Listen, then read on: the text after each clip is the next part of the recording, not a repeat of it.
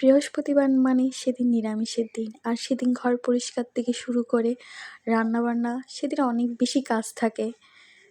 Hello everyone, কেমন আছেন সবাই? আশা করি সবাই ভালো আছেন। তো সকাল সকাল পূজা ঘরে চলে আসলাম।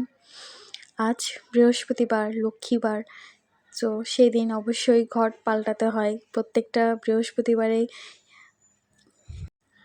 তারপর পূজা দিতেও অনেক বেশি সময় লাগে, চারিদিক পরিষ্কার করতে হয়, তারপর স্নান করে পূজা দেওয়া অনেক বেশি সময়ের ব্যাপার। তো অনেক বেশি লেট হয়ে গিয়েছিল পূজা দিতে দিতে। তাই সকালের ব্রেকফাস্টে ছিল চিড়া ভেজানো আর কলা। তো এইভাবে করে তারপর দুপুরে চলে আসলাম। তো আজকে দুপুরে মা বেগুন ভাজি, আলু ভাজি আর টমেটোর কাজি, যেটা আমাদের চট্টগ্রামে অনেক ফেমাস একটা খাবার, গরমে বেশি খাওয়া হয় সেটা। তো দুপুরবেলা লাঞ্চ করে বিকালে একটু রেস্ট নেওয়ার পর সন্ধ্যাবেলা চলে আসলাম। আর সন্ধ্যাবেলা আজকে চা খাইনি, আজকে দুধই খেয়ে নিলাম একেবারে। তো আর দুধ হোক চা হোক, মুড়ি তো আমার লাগেই। তো দুধটা খেয়ে নেওয়ার পর রাত্রে রান্না শুরু করতে হবে, কারণ দুপুরে অনেক অল্পই রান্না করা হয়েছে, যার জন্য রাত্রে রান্নাটাই করতে হবে। তো নাস্তা করে চলে আসলাম রাত্রের আয়োজনে। আজকে রাত্রে শিং বিচির তরকারি রান্না করছি, নিরামিষ, আর হচ্ছে নিরামিষ সয়াবিন আলু। তো আমি শিং বিচিটা সিদ্ধ বসাই দিলাম। ওখানে সামান্য হলুদ দিব, যাতে একটা শিং বিচির একটা মানে হালকা একটা গন্ধ থাকে, যেটা না লাগার জন্য।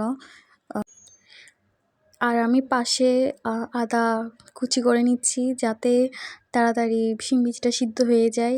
তো আজকে কোনো কিছু রেডি করে রান্না করতে যাই নাই, তাই তাড়াতাড়ি করে পাশে আলুটা কেটে নিচ্ছি। আপনারা ভাবছেন সিনের উপর কাটছি কেন, খুব তাড়াহুড়োর মধ্যে ছিলাম, তাই তাড়াতাড়ি করে ছুরি দিয়ে কেটে নিচ্ছি। বিশেষ করে আমি তো বটি দিয়ে কাটি তরকারি। তো আজকে তাড়াতাড়ি করে সিনের উপর ছুরি দিয়ে কেটে নিচ্ছি। আর পাশে একটা চুলা খালি ছিল, তাই ভাবলাম তাড়াতাড়ি করে আলুটা সিদ্ধ দিলে আমার রান্নাটা খুব তাড়াতাড়ি হয়ে যাবে। তো এই জন্যই তাড়াতাড়ি করে কাটা। আমি যখন আমি বেশি তাড়াহুড়োর মধ্যে থাকি, তখন আমি এইভাবে কেটে কুটে বসাই দিই রান্নাটা, যাতে তাড়াতাড়ি হয়ে যায় এইভাবে। আর প্রচুর গরমও পড়ছে, রান্না করে বেশিক্ষণ থাকাও যায় না। তো আমি যতটুকু প্রয়োজন ততটুকু আলু কেটে নিয়েছি, আর বাকি 2টা আলু বেঁচে গেছে, চাই ভাবলাম থাক না দিই। তরকারি বেশি হলেও খাওয়া হয় না, কারণ আমাদের বাসায় বাসি তরকারি আবার কেউ খায় না, তাই যতটুকু প্রয়োজন ততটুকু দিয়েছি। তো আমি হাত দিয়ে টমেটোটাও কেটে নিচ্ছি, কারণ এটা তো আর সিনে রাখলে পুরাই নরম হয়ে যাবে। আর আমি যখন এইভাবে হাত দিয়ে ছুরি দিয়ে এইভাবে হাতে নিয়ে টমেটো কাটি, তখন আমার মা বলে ওঠে যে কোন দিন না আমি হাতটা কেটে ফেলি, আসলে হাতটা কেটে ফেলি।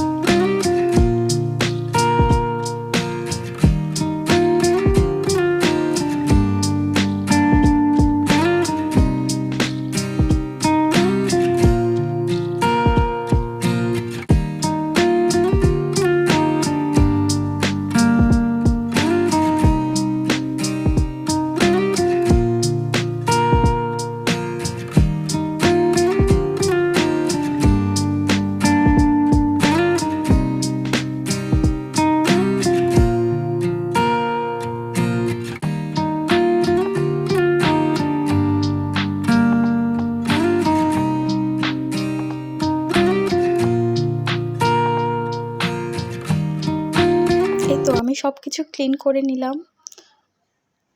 সব কিছু ক্লিন করে এই তো আমি আলুগুলো সিদ্ধতে দিয়ে দিচ্ছি।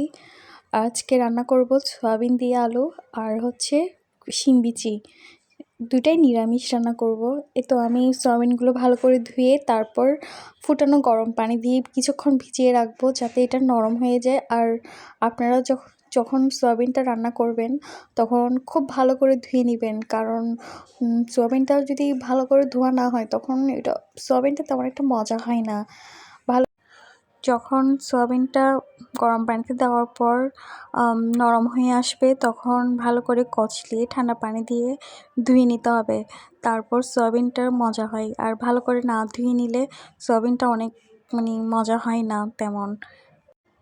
তো আমি চাল নিয়ে আসলাম, চালটা ধুয়ে বসিয়ে দিব। আসলে আজকে কোনো কিছু রেডি করে রান্না করতে যাই নাই, খুব তাড়াহুড়ো হচ্ছে, তাড়াহুড়োর মধ্যে সব কিছু করছিও আর আপনাদের সাথে শেয়ারও করছি কি করছি না করছি সব কিছু। আমাদের বাসায় চাল দেওয়া পানি আমরা বেশিরভাগ গাছেই দিয়ে রাখি, কিন্তু আজকে খুব তাড়াহুড়োর মধ্যে ছিলাম তাই আর চাল দেওয়ার পানিগুলো নিয়ে নাই, এগুলো ফেলেই দিয়েছি। আপনাদের যদি বাসায় গাছ থাকে তাহলে আপনারা গাছের জন্য এই চাল দেওয়া পানিটা রেখে দিতে পারেন, অনেক গাছের জন্য অনেক বেশি পুষ্টিকর এটা।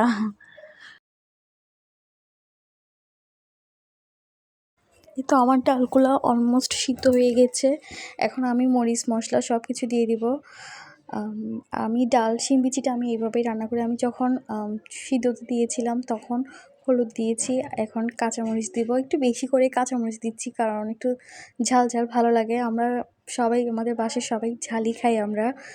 একটু টমেটো দিয়ে দিলাম, তারপর মরিচ মশলা লবণ পরিমাণ মতো তেজপাতা এসব দিয়ে কিছুক্ষণ ফুটিয়ে তারপর তেল বাগার দিয়ে দিব। এটা অনেক বেশি মজা হয়, আপনারা এইভাবে রান্না করতে পারেন নিরামিষের দিন, অনেক বেশি মজা হয়।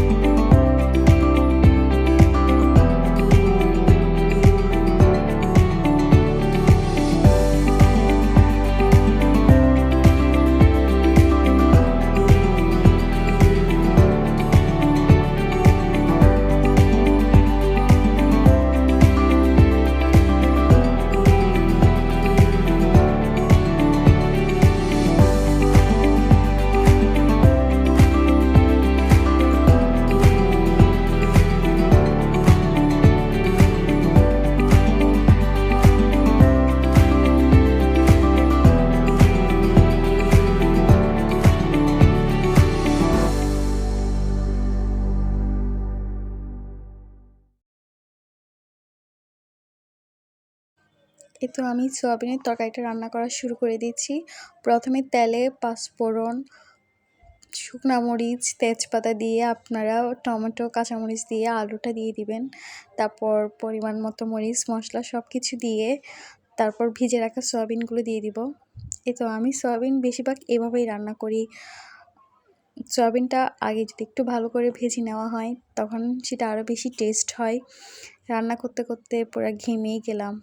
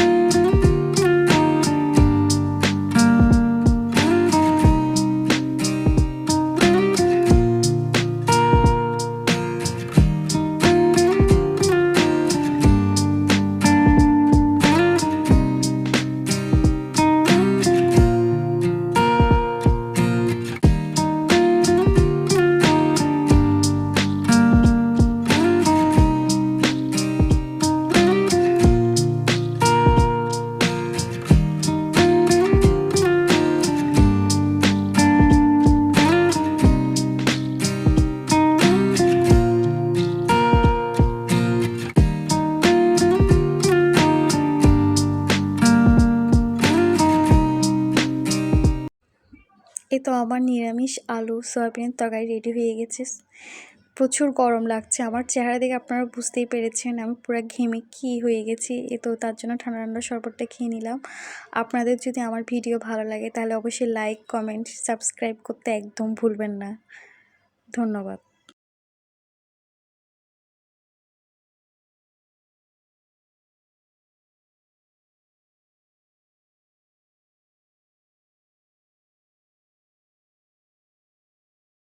এই তো আমার রান্না প্রায় শেষের দিকে, আমার সয়াবিনের তরকারিটা অলমোস্ট রান্না হয়ে গেছে। এই তো রান্না করতে করতে কখন যে 9টা 9:30 বেজে গেছে টেরই পাইনি। খুব গরমও পড়ছে, আর এই গরমে শরবত খেতে খুব বেশি ভালো লাগে, তাই না? এ তো আমার ছোটো বোন দেখলাম বেলের শরবত বানাচ্ছে। এ তো আমি তো পুরা ঘেমেই শরবত হয়ে গেছি, আর এই ঘেমেই শরবত হওয়ার পর বেলের শরবত ঠান্ডা ঠান্ডা কী যে মজা লাগে। আপনারা আমার চেহারা দেখেই বুঝতে পেরেছেন আমি কি পরিমাণ ঘেমে গেছি। এতক্ষণ ধরে আমার ভিডিও দেখার জন্য আপনাদেরকে সবাইকে তো অনেক অনেক ধন্যবাদ। লাইক এবং সাবস্ক্রাইব করতে একদম ভুলবেন না।